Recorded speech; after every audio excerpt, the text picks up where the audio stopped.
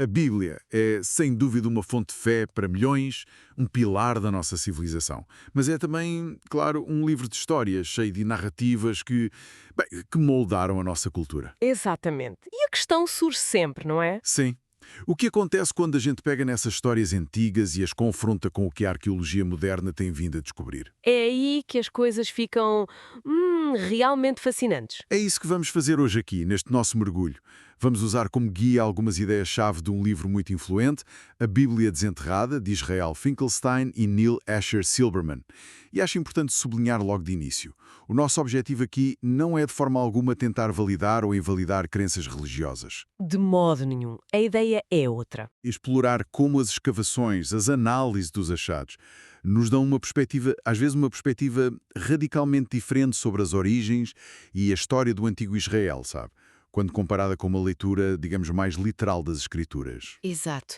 Queremos perceber melhor o contexto. Como é que estes textos foram formados, em que circunstâncias. Certo. E o que é fascinante para mim é precisamente essa tensão, essa interação entre o texto antigo e o que encontramos no terreno, o achado material. Essa dinâmica. Sim. E a própria arqueologia bíblica enquanto disciplina também evoluiu imenso.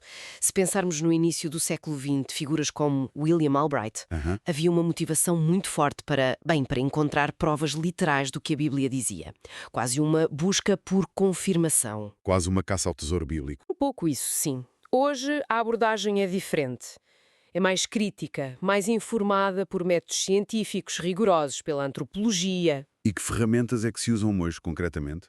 São várias, desde as escavações muito cuidadosas dos TELS, Aqueles montes que são cidades umas sobre as outras, não é? precisamente camadas e camadas de ocupação.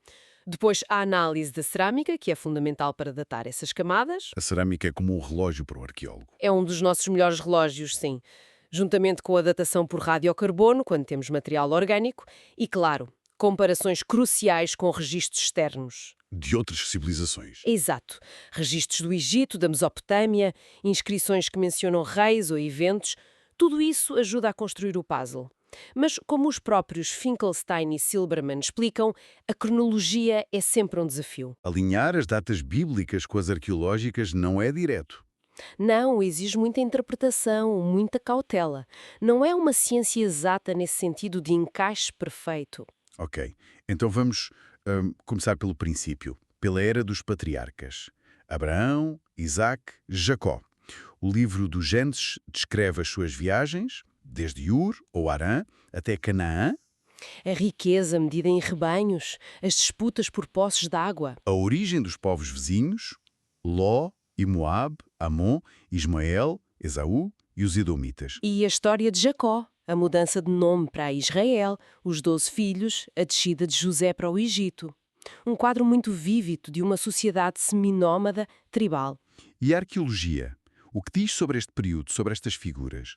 No século XX, como dizia, houve um esforço enorme para situar os patriarcas historicamente. Tentou-se ligá-los, por exemplo, ao Bronze Médio, ali por volta de 2100 a 1800 ASE. Porque esse período? O madismo parecia encaixar com a descrição bíblica. E funcionou? Encontraram Abraão. É aí que a coisa se complica. O principal problema é a falta total de qualquer evidência arqueológica direta. Não há inscrições, não há vestígios claros que possamos ligar a estas figuras específicas nesse período. Mas, como se costuma dizer, a ausência de evidência não é necessariamente evidência de ausência, não é? Especialmente para gente nómada, que deixa poucos vestígios. É um argumento válido, claro. O problema é que não é só a falta de evidência direta. Acumulam-se outros problemas que Finkelstein e Silberman apontam como anacronismos. Anacronismos, coisas fora do seu tempo. Exatamente. Por exemplo, a Bíblia descreve os patriarcas usando camelos domesticados em larga escala como meio de transporte e riqueza. Mas a arqueologia indica que a domesticação do camelo em larga escala para esse tipo de uso só se tornou comum muitos séculos depois. Interessante. Que mais? Os filisteus são mencionados nas histórias de Abraão e Isaque interagindo com eles, mas os filisteus, enquanto povo estabelecido na costa de Canaã, só chegaram por volta do século XII AEC, bem depois da época tradicionalmente atribuída aos patriarcas. Outro desfazamento temporal. Sim, e o mesmo acontece com os arameus, que são proeminentes nas narrativas de Jacó, por exemplo. Os reinos arameus só ganham um destaque histórico e arqueológico a partir do século IX AEC. E até os nomes de locais como Ur e Arã, embora existissem antes, foram cidades muito mais importantes em períodos bem posteriores, como o Neo-Assírio, séculos 7, 8 AEC. Então, todos estes detalhes parecem apontar para uma época de escrita ou compilação bem mais tardia do que os eventos que narram. Essa é a interpretação que Finkelstein e Silberman defendem. Se estas narrativas não são memórias diretas, digamos, do segundo milênio AEC, de onde vêm? Qual é a proposta deles? Eles argumentam de forma bastante convincente, penso eu, que estas histórias, na forma como chegaram até nós, refletem muito mais o mundo do século VII AEC. O século VII. Por que especificamente essa altura? Porque corresponde ao período de ascensão do reino de Judá, especialmente sob o rei Josias. Depois da queda do Reino do Norte, Israel em 720 AEC, às mãos dos assírios, Judá começou a afirmar-se A preencher o vazio de poder, de certa forma. e a construir uma ideologia, uma identidade que abrangesse todo o Israel, Norte e Sul. As narrativas patriarcais, neste contexto, fariam muito sentido. Como assim? De que forma? Bem, serviriam, por exemplo, para justificar as reivindicações territoriais de Judá sobre as terras do norte que tinham pertencido a Israel. Lembra-se das histórias associadas a Efraim e Manassés, filhos de José? Sim, as tribos do norte. E também para estabelecer a primazia da tribo de Judá. A famosa profecia de Jacó no leito de morte, que diz que o cetro não se afastará de Judá. Uma legitimação dinástica e tribal. Precisamente. E além disso, para explicar as origens e as relações, muitas vezes hostis, com os povos vizinhos. Pensa em Moabe e Amon, que, segundo o Gênesis, nasceram de uma relação incestuosa de Ló com as filhas. Uma forma de os denegrir, talvez. Refletindo as tensões do século VII, É muito provável. Reflete a animosidade e alteridade sentida em relação a esses vizinhos na época em que o texto estava a ser compilado. Portanto, a ideia seria que talvez existissem tradições orais mais antigas sobre estas figuras, mas que foram recolhidas, editadas e moldadas no século VII a.C. para servir a um propósito político e teológico muito específico do reino de Judá, na era de Josias. essa é a conclusão principal dos autores para as narrativas patriarcais, sim. Não que as personagens sejam puras invenções, mas a forma literária, o contexto implícito, os detalhes anacrónicos, tudo aponta para essa compilação no século VII. É uma reinterpretação profunda. Muda a forma como lemos o Gênesis. Sem dúvida, passa de um registro histórico literal para um texto que reflete as preocupações de uma época posterior, usando talvez memórias e lendas antigas. Fascinante.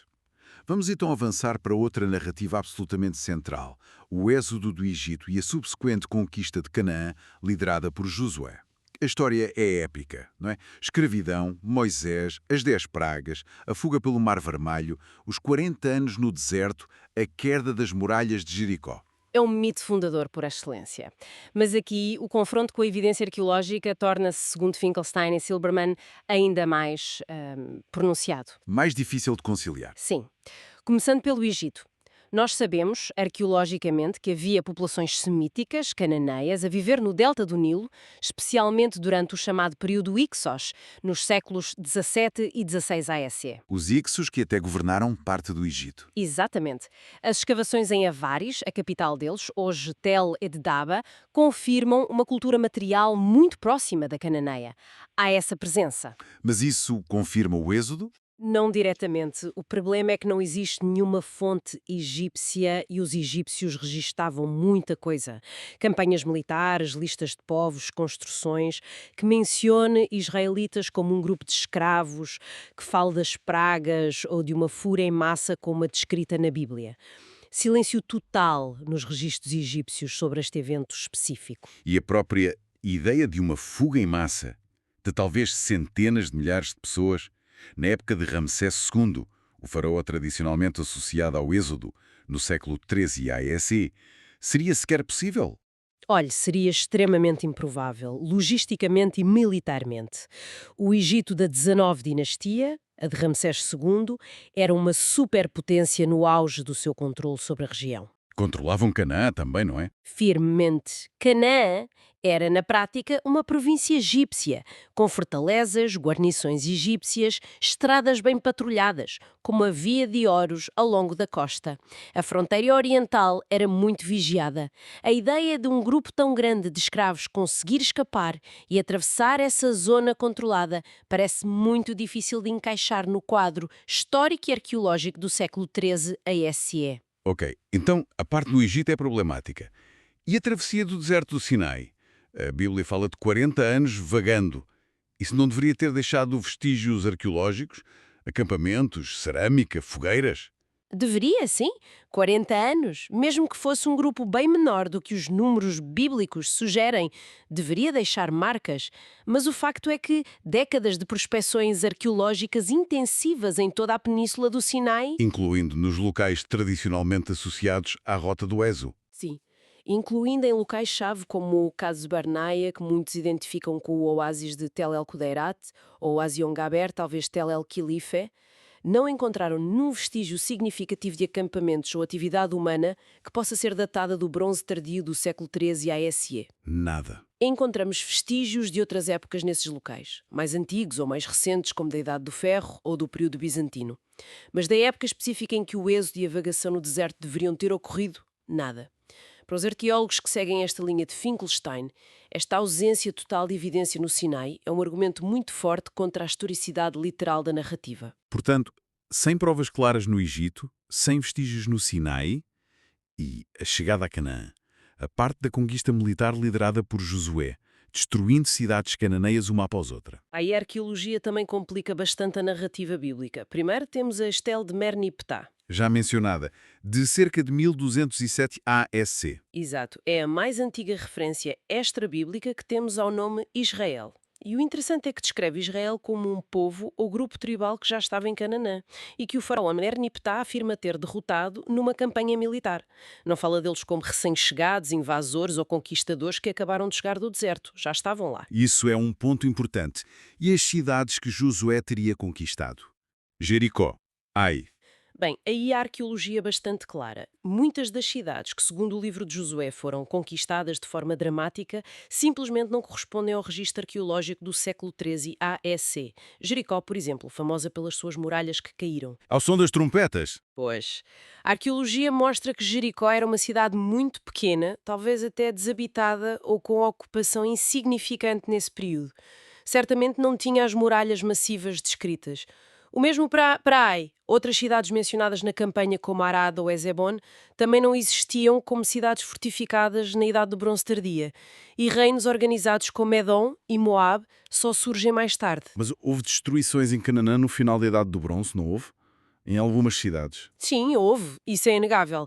Vemos camadas de destruição violenta em sítios importantes como Razor, Laquis, Meguido, Bet-Sean, por volta do final do século XIII e início do século XII ASI. O problema é que estas destruições não parecem ter acontecido todas ao mesmo tempo, numa única campanha militar rápida como a de José. Foram mais espaçadas no tempo. Sim, parecem ter ocorrido ao longo de várias décadas, talvez quase um século, entre 1230 e 1130 ASC, mais ou menos, e as causas são muito debatidas. Podem ter sido conflitos internos entre cidades-estado cananeias, podem ter sido revoltas sociais de grupos marginalizados, como os Apiru. Quem era o Zabiru? É um termo que aparece em textos da época, do Egito à Mesopotâmia, para designar vários tipos de pessoas desenraizadas fora da estrutura social normal, mercenários, servos fugitivos, bandos.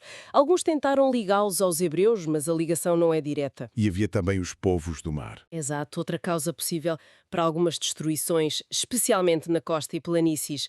Uma confederação de povos vindos da zona do Egeu que causaram grande instabilidade em todo o Mediterrâneo Oriental por volta de 1200 ASC, incluindo ataques ao Egito e assentamentos na costa de Canaã. Os filisteus são um desses grupos.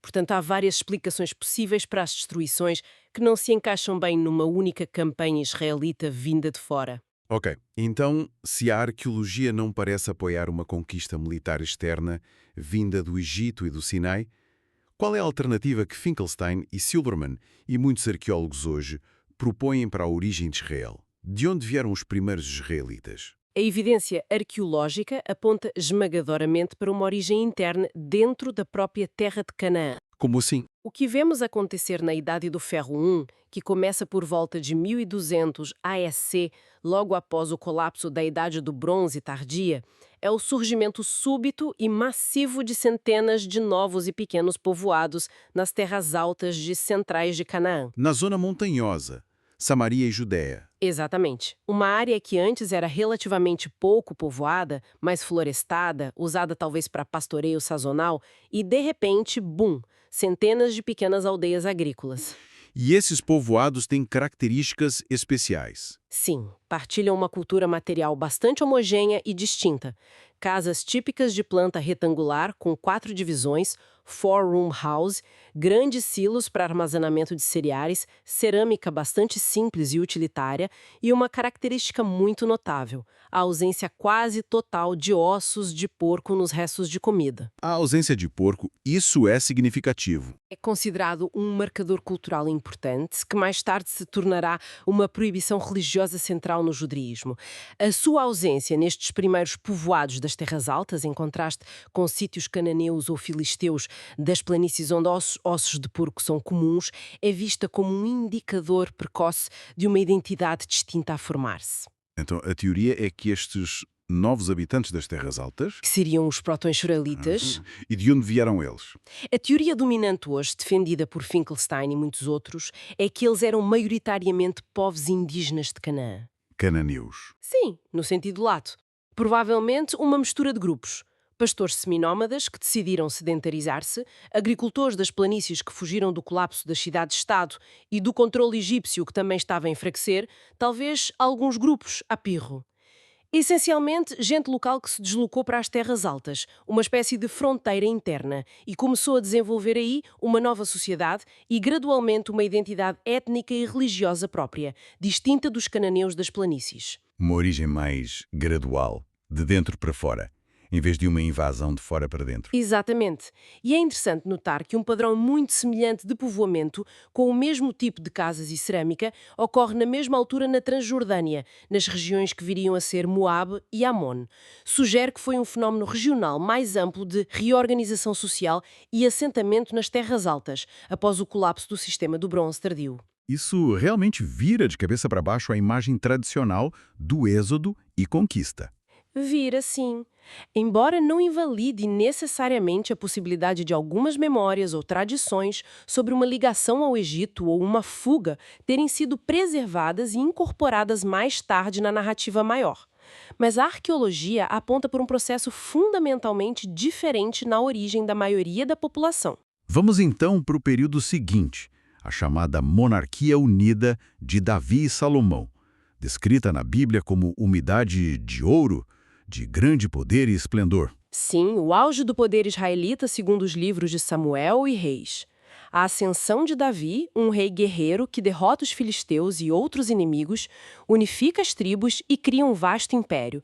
E depois o seu filho Salomão, o rei sábio e construtor, famoso pela riqueza, pelo Templo de Jerusalém, pelos palácios, pelas fortificações em cidades-chave como Azor, Meguido, Gazer. O que diz a arqueologia sobre este período glorioso, o século X ASE? Começando por Davi, existe alguma prova da sua existência? Sim, existe e é muito importante. A descoberta da Estel de Tel Dan, nos anos 90, foi crucial. É um fragmento de uma inscrição em aramaico, datada do século IX ASE, erguida por um rei de Damasco que se vangloria de ter derrotado reis de Israel e da casa de Davi. Casa de Davi. Exatamente. Beit David, em hebraico-aramaico. Esta é uma referência extra-bíblica de um inimigo que confirma a existência de uma dinastia real em Judá que traçava a sua origem a uma figura fundadora chamada Davi, já no século IX.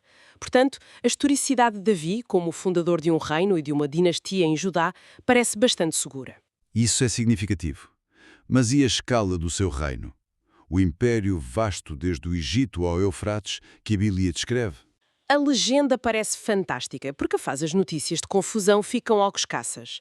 Ao longo do século X, o que se encontram são valores que, em somados, equivalem a um reino muito mais pequeno do que o Estado panéfico, cujo remário e passa inardedada e descrita na Bíblia. Elanon Mackay, arqueóloga, fama por suas escavações no Jordão, afirma que os miúdos de ferro encontrados nas ruínas de Judá são apenas aquilo em que um homem rico conseguiria ficar no campo em uma batalha local. De acordo com Asher, a rede de Olivier Axeyer não machigarreou vastos circos. Portanto, a confusão dos Estados Unidos traz algo que de confirmar? É aí que o debate arqueológico se torna intenso. A arqueologia de Judá e Jerusalém no século X ASC, época tradicional de Davi e Salomão, apresenta um quadro, bem, mais modesto. Modesto como? Judá, nessa altura, parece ter sido uma região relativamente isolada, rural, montanhosa, com uma população bastante reduzida, talvez uns poucos milhares de pessoas fora de Jerusalém. E a própria Jerusalém parece ter sido um centro pequeno nas terras altas, talvez uma cidade-estado modesta, mas não a capital opulenta de um grande império regional. Então seria difícil sustentar a administração, os exércitos, as construções descritas na Bíblia a partir dessa base? Argumenta-se que sim, que a base demográfica e económica de Judá no século X parece insuficiente para suportar o tipo de Estado imperial descrito. E quanto às grandes construções atribuídas a Salomão noutras cidades? Meguido, Assor, Gázer, os famosos portões de 6 câmaras, os palácios? Estas estruturas extensas são reais e impressionantes. Durante muito tempo foram datadas do século X e atribuídas a Salomão, seguindo a interpretação de arqueólogos como Igael Yadin. Era a prova da grandeza salomónica. Mas essa datação foi questionada. Sim, foi fortemente questionada, especialmente por Finkelstein e a sua equipa, com base em reanálises das camadas arqueológicas, comparações mais refinadas da cerâmica encontrada nessas estruturas com outras sequências bem datadas, especialmente de Jezreel, e também novas datações por radiocarbono. E qual foi o resultado dessa reanálise? O resultado, para Finkelstein e muitos outros que aceitam esta cronologia baixa, é que essas grandes construções monumentais em Megiddo, Hazor e Gázer devem ser redatadas para o século IX a.C., não o X. Para o século IX. Mas isso muda tudo. Dinastia Ommirra, de Amri e Acabe, no Reino do Norte, Israel.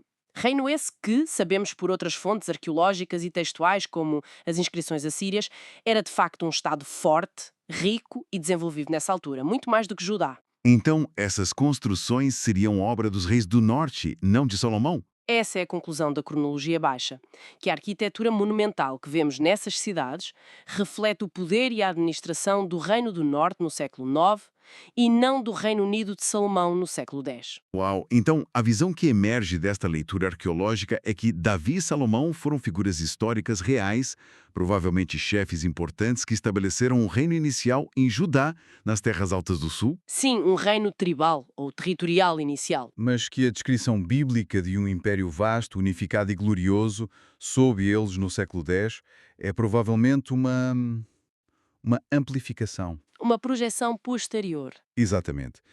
Finkelstein e Silverman argumentam que essa imagem gloriosa do século X é em grande parte uma construção literária posterior.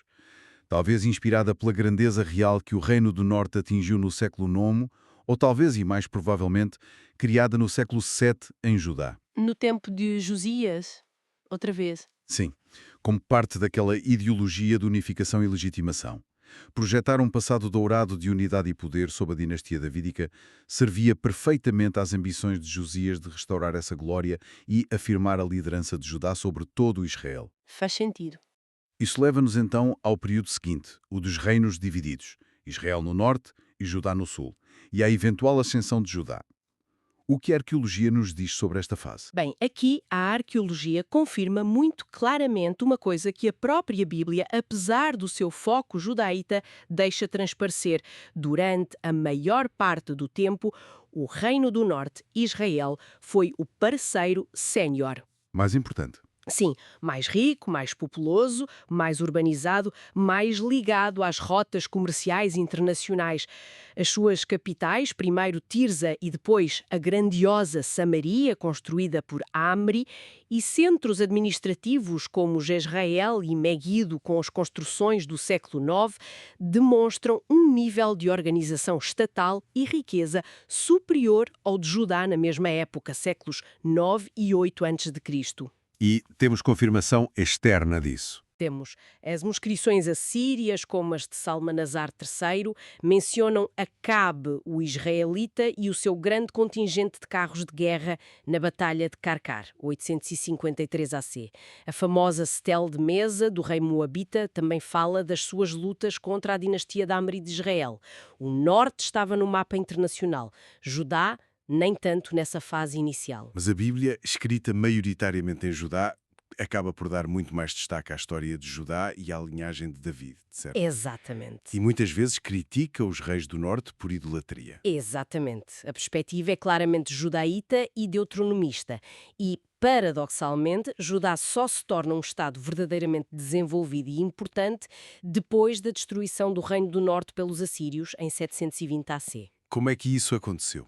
A arqueologia mostra que Jerusalém cresce exponencialmente no final do século VIII e no século VII AEC, torna-se uma cidade grande e densamente povoada. Uma explosão demográfica. Sim, e ao mesmo tempo Judá parece desenvolver uma administração estatal muito mais complexa.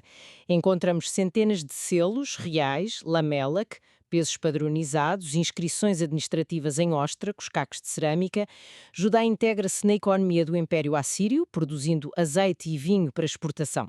Torna-se um reino vassalo, mas próspero e organizado. E é neste contexto de Judá fortalecida no século VII que surge a figura do rei Josias e a sua famosa reforma religiosa. Precisamente. No final do século VIII a.C., o Império Assírio começa a enfraquecer.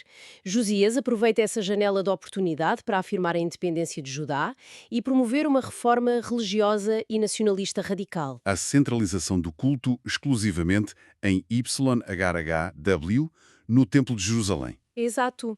E a destruição de todos os outros santuários e locais de culto, os chamados lugares altos, tanto em Judá como, segundo a Bíblia, até em territórios do antigo Reino do Norte que ele tentava controlar. Uma imposição de monolatria estrita, centrada em Jerusalém e na dinastia davídica. E é neste período que Finkelstein e Silberman e muitos outros académicos situam a compilação principal da chamada História Deuteronomista. Sim, o grande conjunto de livros que vai de Josué a Reis, argumenta-se que esta obra monumental foi escrita, ou pelo menos editada na sua forma quase final, durante o reinado de Josias, para fornecer a base ideológica e teológica para a sua reforma e as suas ambições políticas. Como? Reinterpretando toda a história anterior de Israel e Judá à luz dos princípios deuteronomistas, a aliança exclusiva com IHW, a obediência à lei supostamente encontrada no templo, a centralidade de Jerusalém, a legitimidade da dinastia davídica. A história serve para explicar que a queda do norte se deveu à sua infidelidade e idolatria e que o futuro de todo Israel dependia da fidelidade de Judá e do seu rei às exigências de IHW, tal como Josias as definia. Os reis anteriores são julgados como bons ou maus, consoante seguiram ou não estes princípios. E a capacidade de produzir uma obra literária tão vasta e complexa. Também parece corresponder ao século VIII em Judá. O aumento da população, da urbanização, da administração estatal levou provavelmente a uma maior disseminação do alfabetismo, pelo menos entre as elites, tornando possível a composição e circulação de textos desta envergadura. Temos evidência disso nos numerosos óstracos encontrados, por exemplo, em Herad e Laquis. Mas esta ascensão de Judá no século VII não foi linear. Houve contratempos antes da queda final para a Babilónia, certo? Sim, houve um momento muito crítico no final do século VIII AC, por volta de 701. O rei Ezequias, antecessor de Josias, rebelou-se contra o poderoso Império Assírio. Má ideia, provavelmente. Foi arriscado, sim. Vemos arqueologicamente os preparativos frenéticos em Jerusalém, a construção da chamada Muralha Larga para proteger novos bairros, a escavação do túnel de Siloé para garantir o abastecimento de água em caso de cerco. Temos até a inscrição que comemora a sua conclusão. E a reação assíria? Foi brutal. O rei Senaqueribe invadiu Judá e devastou a região da Cefela, as terras baixas ao oeste. A destruição da importante cidade de Laquis é um dos eventos mais bem documentados da arqueologia bíblica, tanto pelos impressionantes relevos encontrados no palácio de Senaqueribe em Nínive, que retratam o cerco e a conquista, como pela evidência arqueológica no próprio local da batalha e destruição massiva. E Jerusalém? Jerusalém foi cercada, mas acabou por ser poupada à destruição por razões ainda debatidas. A Bíblia fala de uma intervenção divina, outras fontes sugerem o pagamento de um pesado tributo ou talvez uma epidemia no exército assírio. Mas o reino de Judá ficou muito enfraquecido e voltou a ser um vassalo leal durante o longo reinado de Manassés, filho de Ezequias. Manassés, que a Bíblia descreve como um rei muito mau, idólatra. Exatamente, porque reverteu as reformas de Ezequias e foi leal aos assírios. Mas arqueologicamente, o seu longo reinado parece ter sido um período de paz e recuperação económica para Judá. Até que, finalmente, vieram os babilônios. Sim, no início do século VI AEC, com o declínio final da Assíria e a ascensão do Império Neobabilônico, Judá tenta rebelar-se novamente sob os últimos reis da dinastia de Davi e a resposta de Nabucodonosor é implacável. Em 586 EC ou 587, há um pequeno debate na data exata, Jerusalém é conquistada, o Templo de Salomão é destruído. E isso é visível arqueologicamente. Muito claramente. Há uma camada espessa de destruição por fogo em Jerusalém, datada deste período. É o fim do reino de Judá e o início do exílio babilônico para parte da elite, a família real, sacerdotes, escribas, artesãos qualificados. E o período pós-exílico foi o fim da história ou houve continuidade? Não foi o fim. Primeiro, é importante notar que o exílio não foi total. A arqueologia e as estimativas demográficas sugerem que talvez 75% da população tenha permanecido na terra, especialmente camponeses. A vida continuou, embora mais pobre e desorganizada. A região de Benjamim, a norte de Jerusalém, parece ter se tornado um centro importante neste período, e há indícios de que alguma forma de culto pode ter continuado nas ruínas do templo. E depois veio o regresso sob os persas. Exato. Quando Ciro o Grande conquista a Babilónia, em 539 AEC, ele emite um édito permitindo que os povos deportados regressem às suas terras e reconstruam os seus templos. Alguns judeus exilados na Babilónia aproveitam esta oportunidade e regressam a Judá, agora uma pequena província persa chamada Iugued. Mas, eventualmente, o segundo templo é reconstruído em Jerusalém, embora mais modesto que o primeiro, e figuras como o sacerdote Esdras, associado à promulgação da lei, Torá, e o governador Neemias, que reconstrói as muralhas de Jerusalém, são cruciais na reorganização da comunidade judaica no período persa. E em termos dos textos bíblicos, este período também foi importante? Foi absolutamente crucial. Foi provavelmente durante o exílio e, sobretudo, no período pós-exílico, que a Bíblia hebraica, como a conhecemos, começou a tomar a sua forma final. Textos mais antigos, como a história deuteronomista, foram certamente editados e atualizados, a chamada edição DT2, para explicar a catástrofe do exílio, culpando os pecados acumulados, especialmente os de Manassés, mas também adicionando notas de esperança. E novas tradições foram adicionadas. Sim, acredita-se que grande parte do material associado à chamada fonte sacerdotal, P, especialmente no Pentateuco, tenha sido compilada ou integrada nesta altura. Esta fonte dá grande ênfase às leis do culto, à pureza ritual, às genealogias, importantes para estabelecer a identidade da comunidade pós-exílica, e talvez tenha sido responsável por ligar Abraão a Ur dos Caldeus, dando prestígio ancestral no contexto mesopotâmico. A Bíblia hebraica estava a ser moldada na sua forma canónica. Ok, fizemos uma longa viagem, desde os patriarcas até ao pós-exílio. Tentando resumir a perspectiva apresentada por Finkelstein e Silberman em A Bíblia Desenterrada, qual seria o grande takeaway desta análise que cruza Bíblia e arqueologia? Olha, penso que o grande takeaway é que a arqueologia não serve fundamentalmente para provar ou desprovar a Bíblia num sentido literal, simplista de verdadeiro-falso. Não é essa a questão principal para a maioria dos académicos hoje. Então, para que serve? O que a arqueologia faz, e faz de forma brilhante quando bem interpretada, é iluminar o contexto. O contexto histórico, social, cultural, económico, em que os textos bíblicos emergiram e foram moldados. Ela ajuda-nos a perceber quando, onde e talvez porquê certas narrativas foram escritas ou editadas da forma como as temos. E o que é que essa contextualização revela, neste caso? Revela, de forma bastante consistente, segundo esta linha de investigação, que muitas das narrativas mais fundamentais, patriarcas, êxodo, conquista, monarquia unida, gloriosa, parecem ter sido escritas, ou pelo menos profundamente reelaboradas, muitos séculos depois dos eventos que pretendem descrever, e que elas refletem em grande medida as preocupações, as ideologias, as necessidades políticas e teológicas do mundo dos seus autores. Principalmente em Judá. Principalmente em Judá, sim, especialmente no crucial século 7 EEC, sob Josias, e depois nos períodos do exílio e pós-exílio, quando a identidade judaica estava a ser redefinida face à catástrofe e à diáspora. A história real do antigo Israel e Judá, tal como a arqueologia a revela gradualmente, parece ter sido mais complexa, mais diversificada e talvez menos linear e triunfalista do que a narrativa bíblica consolidada sugere. E por que é importante para nós hoje compreender esta perspectiva, esta complexidade? Qual a relevância? Eu acho que nos dá uma apreciação muito mais rica, mais profunda, mais informada sobre as origens destes textos que são, quer se tenha fé neles ou não, absolutamente fundacionais para a civilização ocidental e para várias religiões mundiais. Sem dúvida. Permite-nos olhar para a Bíblia não apenas como escritura sagrada, que é para muitos, mas também como um artefacto histórico extraordinário. Um produto fascinante da interação humana com a sua história, com a política, com a sociedade, com eventos traumáticos como guerras e exílios, e com a busca incessante por significado, por identidade, por uma relação com o divino ao longo de séculos.